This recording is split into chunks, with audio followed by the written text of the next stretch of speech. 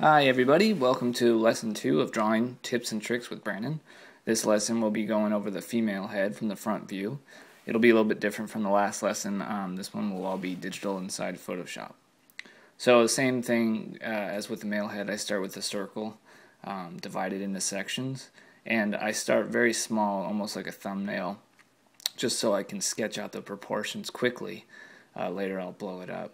So here I am, I'm using a Wacom tablet to just kind of quickly sketch in where I want the eyes to go and where I want the mouth and the nose.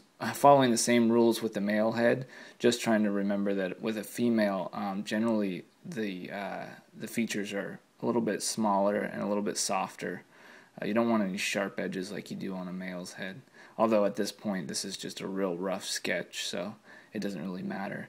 Also, this is when I try to work out the hair. Females generally have longer hair, so sometimes it gets a little bit complicated trying to figure out where all the folds and strands go.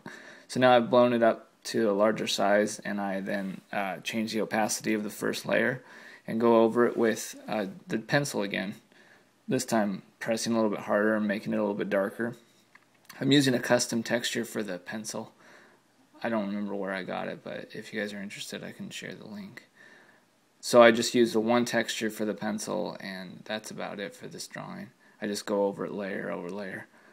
Now I'm trying to figure out the light source. Again, since it's a simple front view, and since this is a beginning lesson, I'm just keeping the light source very simple from the top straight down.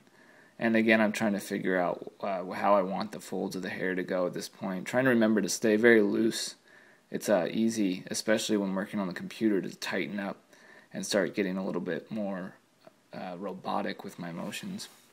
That's why I try to avoid any of the other tools like the ellipses and the rectangles that you can draw.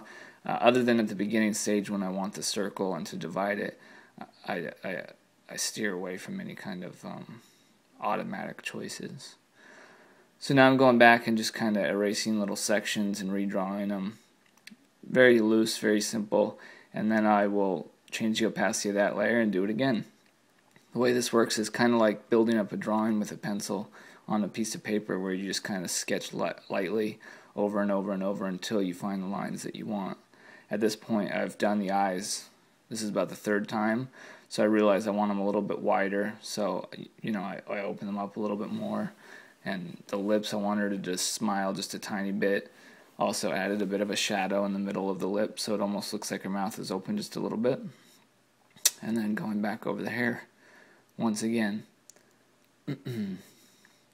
It's easy to think or to just hide the other layers that you started with, but I find if you keep them on at a lower opacity, it gives it more of a sketchy quality. It looks more like a drawing that you sketched, so I like to leave them on. Now I just kind of threw in a 50% gray background and started a new layer with a darker gray just to kind of set some shadows in. I'm doing this all very quick. The whole picture itself took about 20 minutes, so I'm trying to get through it very quickly. On another layer, I just start with gradient circles to create little soft highlights, and each time after each layer I drop the opacity of it just to set it in a little bit more. Here I'm using the smudge tool to kind of smudge in these highlights, and then I go over it with an eraser at a 10% opacity to kind of fade them back to the background. That's about it. The last thing I do is just to create a simple background so it doesn't look so plain. I hope you enjoyed the video. If you did, please subscribe and continue to keep an eye out for more of these, because there will be more. Thank you.